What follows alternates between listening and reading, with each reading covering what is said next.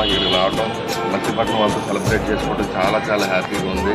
And smiley Mohan గారు ఈ సినిమాకి చాలా సపోర్ట్ చేశారు, నా కోసం వీడియోలు పెట్టారు.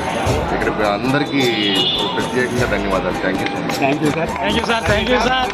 మీది జోష్ టాక్స్లో చూసాను సార్, చాలా అందరూ మోటివేషన్ సార్ అది ఆ వీడియోని, అది అందరికీ తెలియాలి. నేను విడిగా ప్రత్యేకంగా ధన్యవాదాలు.